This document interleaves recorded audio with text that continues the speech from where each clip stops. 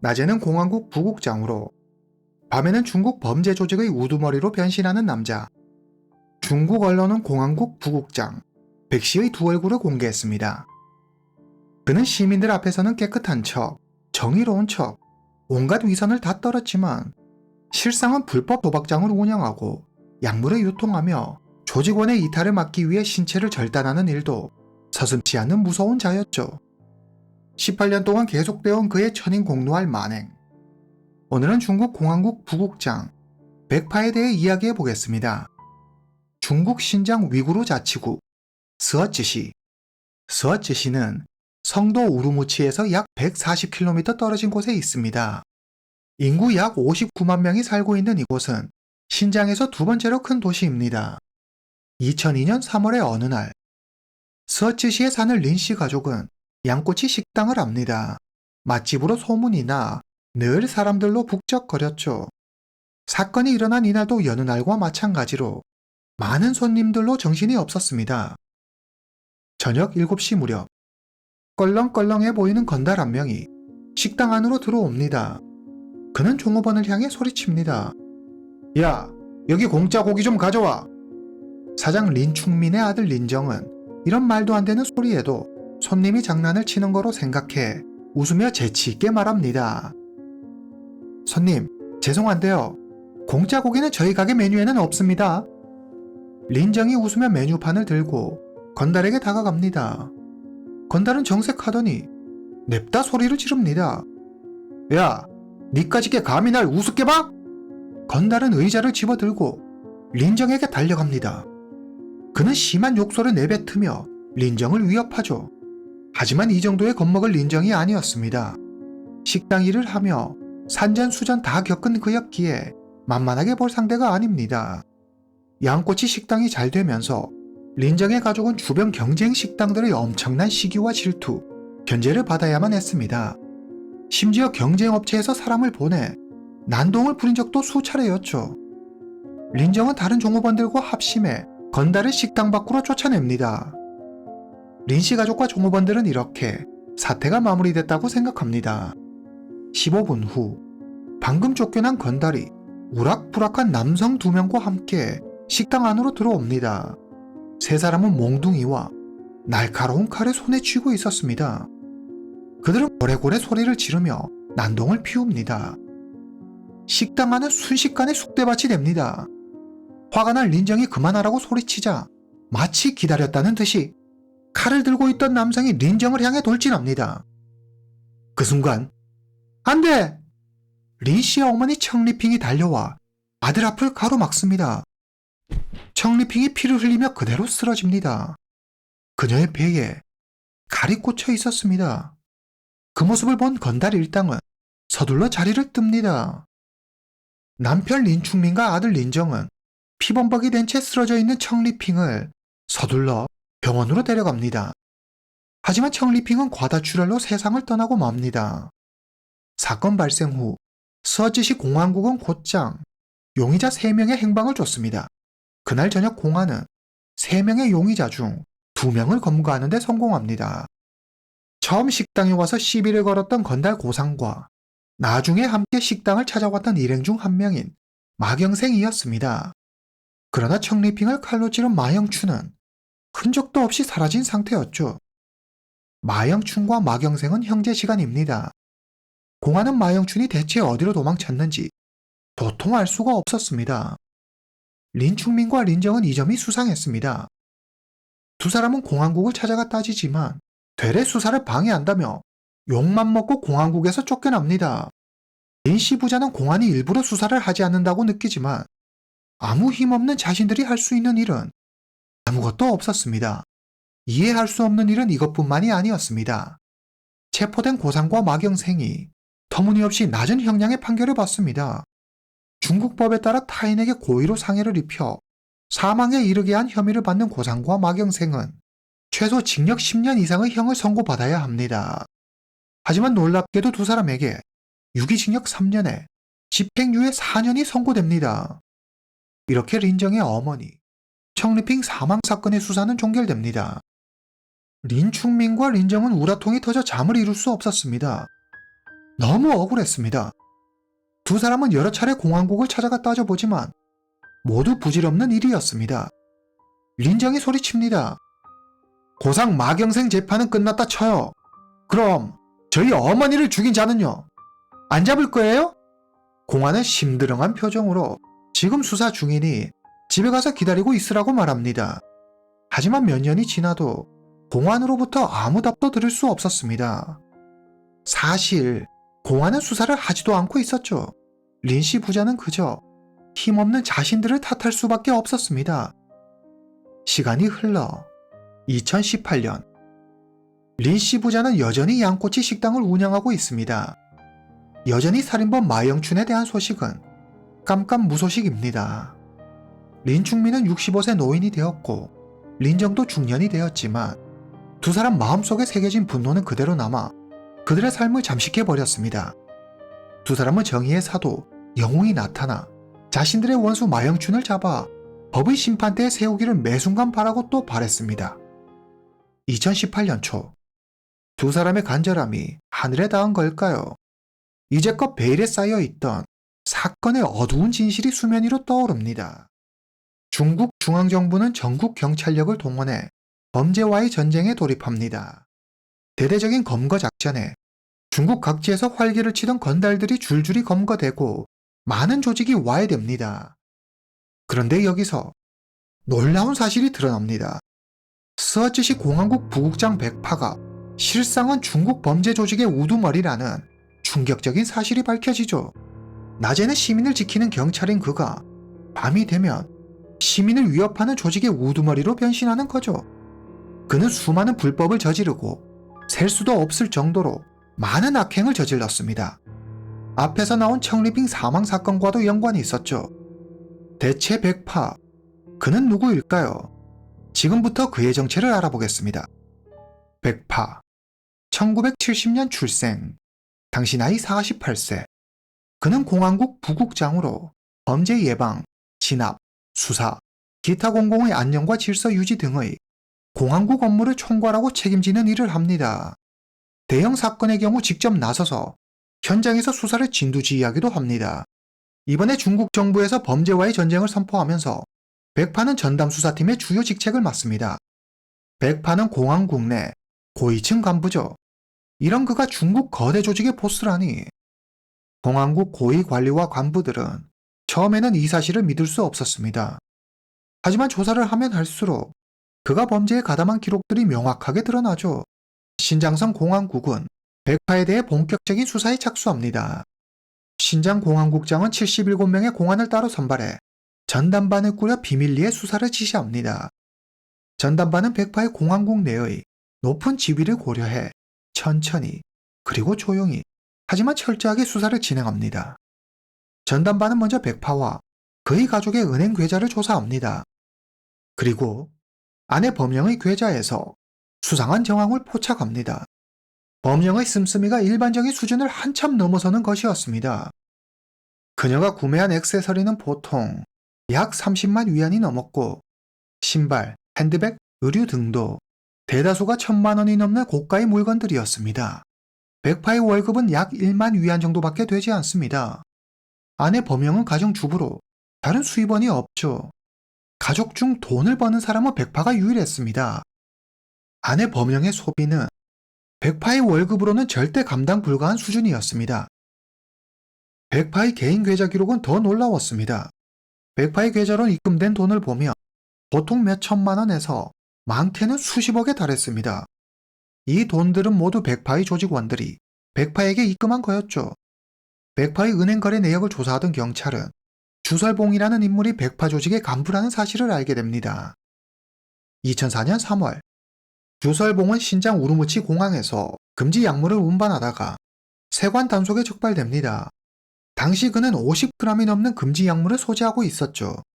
중국 법에 따르면 최소 7년 이상의 유기징역 또는 무기징역에 처할 중범죄였습니다. 하지만 얼마 뒤 스와츠시 공안국에서 수사관 한 명이 세관 수사팀으로 찾아옵니다. 그는 문서 한 장 달랑 보여주더니 주설봉을 데리고 나갑니다. 이후 주설봉은 자유의 몸이 되죠. 말도 안 되는 상황의 수상함을 느낀 전담반은 당시 기록을 찾아봅니다. 그리고 스와치시 공항국에서 작성한 비밀 문서 한 장을 발견하는데 주설봉이 스와치시 공항국 수사팀과 비밀 협약을 맺은 특수요원이라는 것입니다. 해당 문서를 확인한 우르무치 세관 수사팀은 아무 말 없이 주설봉을 스와치시 공항국에 넘겨줍니다.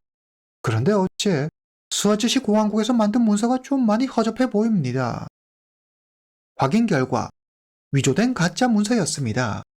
중앙정보국 기록 어디에도 주설봉의 이름은 보이지 않았습니다. 당시 이 위조 문서를 가지고 우르무치 세관 수사팀을 찾아온 이는 바로 백파였습니다. 전담반은 주설봉의 가족을 은밀히 찾아갑니다. 주설봉 부모의 말에 의하면 그때 기억나요. 아들이 세관 단속에 걸렸다면서 전화가 왔어요. 20만 위안을 가지고 백파라는 사람을 찾아가라더군요. 그래서 돈을 가지고 갔죠. 그리고 얼마 뒤 아들이 풀려났어요.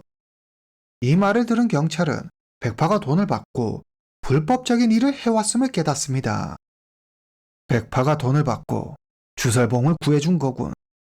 조사 결과 백파는 금지 약물 매매와 같은 불법적인 일 외에도 여러 건의 살인사건과도 관련이 있었습니다. 2009년 6월 밤 택시기사 호철주는 친구와 함께 유흥업소에서 술을 마십니다. 그러다 전화가 와서 호철주는 복도로 나가 전화를 받습니다. 한참 전화를 하고 있는데 덩치 큰 중년 남성이 그의 어깨를 툭 치고 지나갑니다. 이 중년 남성의 이름은 장례입니다. 호철주는 기분이 상해 장례를 불러 세웁니다. 저기 사람을 쳤으면 사과를 해야죠.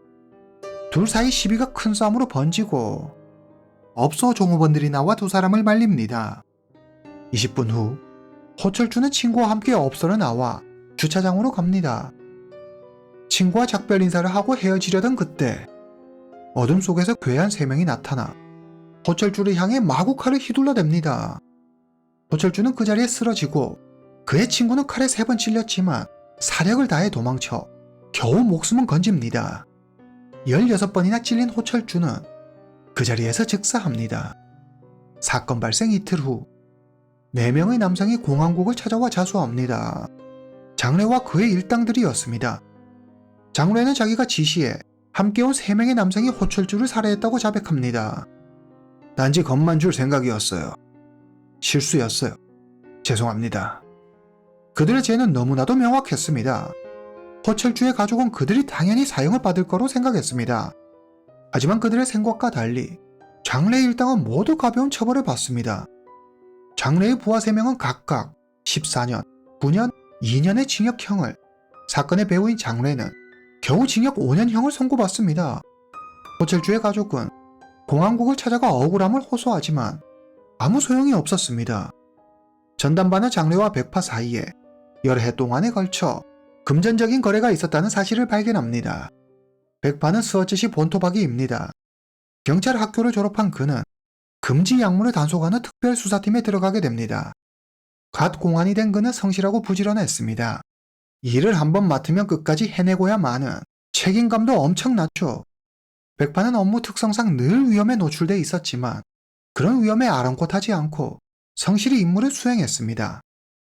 그는 총명하고 용감하며 결단력 있는 공안이었습니다. 백파는 많은 공을 세워 동기들보다 빠르게 진급해 약 특별수사팀 팀장이 됩니다. 그의 앞길은 탄탄대로 꽃길이었습니다. 백파는 모든 일에 승승장구하며 잘 나갑니다. 명예와 권력을 손에 쥔 백파는 언제부턴가 부를 탐하게 됩니다. 돈 앞에서 인간의 밑바닥이 드러난다고 하죠. 범죄 조직이 앞다퉈 바치는 뇌물 앞에 그의 천박하고 추악한 본성이 드러납니다. 그는 공안이 될 때 했던 사회정의를 실현하겠다는 자신의 신념을 버리고 돈 많은 범죄자들과 어울리기 시작합니다. 특히 약물 관련 업자들은 상상을 초월할 정도로 많은 돈을 벌었습니다. 백파는 그들과 어울리면서 새로운 세계를 경험합니다. 화려한 환락과 유흥, 넘쳐나는 검은 돈들의 유혹에 빠지면 빠질수록 백파의 욕망은 점점 더 커져갔습니다. 머리가 비상했던 백파는 어둠의 조직 관부들과 관계를 맺고 자신의 입지를 굳건히 다집니다. 대부분의 범죄 조직이 그에게 우호적이었고 그의 말에 순응했습니다. 중국에서 막강한 공안 권력을 가진 백파였기에 가능한 일이었죠. 백파는 자기 마음에 들지 않는 조직은 완전히 파멸시켜버립니다. 어둠의 세계에서 그는 크나큰 조력자이면서 동시에 공포의 대상이었죠. 빛과 어둠, 섞일 수 없는 양쪽의 세계에서 백파는 왕처럼 군림합니다.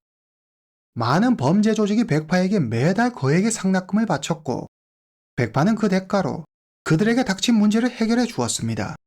한마디로 그들의 뒤를 봐준 거죠. 백파는 상해탄의 우두머리 두월생을 존경했습니다. 그는 두월생을 찾아가 친구로 지내며 그에게서 많은 것을 배웁니다. 두월생은 백파에게 이 바닥에서 꽤 쓸만하다는 인재를 여럿 소개해 줍니다. 백파는 그들을 모두 자기 밑에 두고 범죄 조직을 만듭니다.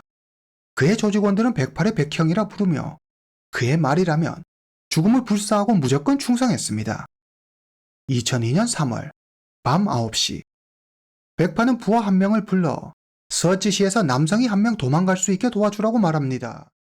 그 남성이 바로 제일 처음 나왔던 양꼬치 식당 흉기 난동 사망 사건의 주범 마영춘입니다.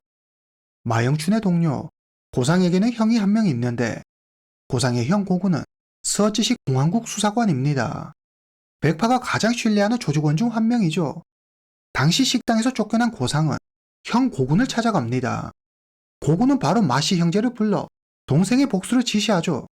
그래서 마영춘, 마경생, 고상 세 사람이 다시 양꼬치 식당을 찾아간 겁니다. 그들은 난동을 부리고 급기야 청리핑을 살해합니다. 사건이 일어나고 고군은 백파에게 이 일을 보고하고 도움을 요청합니다. 백파는 조직원을 시켜 마영춘을 광저우시로 피신시키고 그곳에 숙소와 일자리를 마련해 줍니다. 청리핑을 살해한 마영춘은 그렇게 16년 동안 광저우시에서 숨어 지냅니다. 백파는 공범 고상과 마경생이 가벼운 처벌을 받을 수 있게 진술을 거짓으로 만들고 증거를 조작합니다. 앞서 나왔던 택시기사 호철주 사건 역시 백파의 입김이 작용했습니다. 자신의 지시로 사람이 죽자 덜컥 겁이 난 장래는 사건에 가담한 부하셋을 데리고 백파를 찾아가 살려달라고 애걸복걸합니다. 장례는 백파 조직의 간부입니다. 여기서 백파가 장례를 도와주지 않는다면 앞으로 조직 운영에 어려움이 생길 수도 있습니다. 백파는 곧장 해결 방안을 제시합니다. 너희는 이 길로 공안국을 찾아가 자수해. 그리고 모든 건 실수였다고 끝까지 주장해. 유족하고 반드시 합의해야 하는 것도 잊지 마. 백파는 우선 일을 해결하는 데 쓰라며 1만 위안을 장로에게 줍니다. 그리고 조직원들에게 조직을 위한 일이라며 따로 돈을 걷어 10만 위안을 마련해 장로에게 줍니다. 장로는 백파에게 받은 돈으로 유족과 합의합니다. 일설에 의하면 합의하지 않으면 아이들을 모두 죽이겠다고 협박해 어쩔 수 없이 호철주의 아내가 합의한 것이라고 합니다. 백파는 이전과 같은 방법으로 거짓으로 진술할 목격자를 만들고 여러 증거를 조작해 장로의 일당이 가벼운 처벌을 받게 하는 데 성공합니다. 5년 후 교도소로 나온 장로는 백파가 시키는 일이라면 물불을 가리지 않고 다하는 백파의 극진한 충신이 됩니다. 이후 장례를 필두로 한 조직은 살인 청부, 도박, 성매매 불법 약물 유통까지 돈이 되는 일이라면 뭐든 가리지 않고 다 했습니다. 백파는 사회 약자를 보호하고 누구보다 앞장서서 정의를 실현해야 할 경찰이었지만 그의 정체는 사회의 암적인 존재, 암흑가의 우두머리였죠. 2014년 44살이 된 백파는 스와치시 공안국 부국장으로 승진합니다. 한편 그의 조직은 20명의 간부와 50명이 넘는 조직으로 성장합니다. 야생마 같이 거친 조직원을 다루는 일은 쉽지 않았습니다. 백파는 나름 조직의 규칙을 세웁니다. 첫째, 절대 무고한 시민을 다치게 하지 마라. 둘째, 장사를 해 돈을 벌어라. 백파의 조직은 대부업, 지하 도박장, 성인 오락실 부동산 등 다양한 사업에 손을 댑니다. 이렇게 번 돈으로 백파는 몇 개의 거점 도시를 정해 그곳에 나이트클럽을 짓습니다. 그리고 나이트클럽에서 성매매를 하고 약을 팔아 막대한 검은 돈을 챙기죠. 백파는 공안의 권력과 지하 조직의 힘을 이용해 서지시를 자기 마음대로 주무릅니다. 조직원들은 공안국 부국장 백파라는 뒷배가 있으니 겁없이 날뛰기 시작합니다. 그들이 하는 불법적인 사업은 큰 성공을 거두고 백파는 엄청난 부자가 됩니다. 백파는 마작을 좋아합니다. 그는 항상 테이블 위에 몇 천만 원씩 쌓아두고 마작을 쳤습니다. 백파는 공직자로서는 상상도 할 수 없는 큰 돈을 벌었습니다. 중국 공안에 따르면 백파의 조직원이 운영하는 지하 도박장 한 곳에서 버는 돈이 매년 2천만 위안이 넘었다고 합니다. 백파는 막강한 자금력과 영향력으로 불법 시장을 독점하고 세력을 키워 스허츠시의 모든 범죄의 중심이 됩니다. 백파는 여기서 멈추지 않습니다. 그의 욕심은 끝이 없었죠. 그는 급전이 필요한 사업가들을 상대로 높은 이자로 돈을 빌려주고 부당이득을 취했습니다. 또 작은 규모의 대부업자들에게 강압적으로 자신의 돈을 빌리게 해 그들에게서 이자를 챙기기도 했습니다. 돈과 권력의 맛을 본 백파는 냉혹했습니다. 정해진 기일 내에 돈을 갚지 않으면 인정사정 봐주지 않고 상대의 모든 것을 빼앗았습니다. 그 밖에도 백파는 매년 정기적으로 몇 억이나 하는 뇌물을 받았습니다. 스허츠시에서 백파를 막을 사람은 아무도 없었죠. 백파는 타락할 대로 타락해 매일 밤 젊은 여성을 끼고 술을 마시고 틈만 나면 도박장으로 향했습니다. 그와 내연 관계였던 여성은 셀 수 없이 많았습니다. 그러나 영원할 것만 같았던 그의 시대에도 끝이 찾아오고 있었습니다.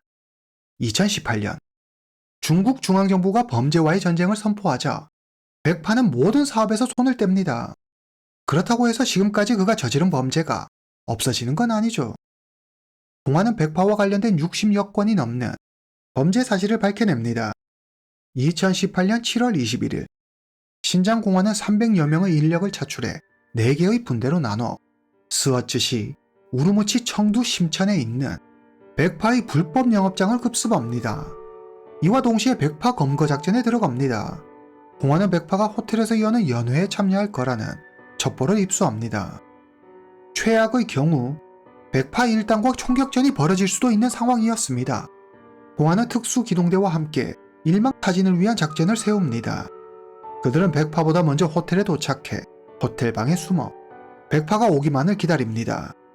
잠시 후 호텔 연회장에 백파가 모습을 드러냅니다. 옆방에 매복해 있던 공안과 특수기동대가 신속히 연회장에 진입해 백파를 검거합니다. 같은 시각 다른 지역에서 작전을 펼쳤던 공안은 백파 조직원 간부 30여 명을 전원 검거하는 데 성공합니다.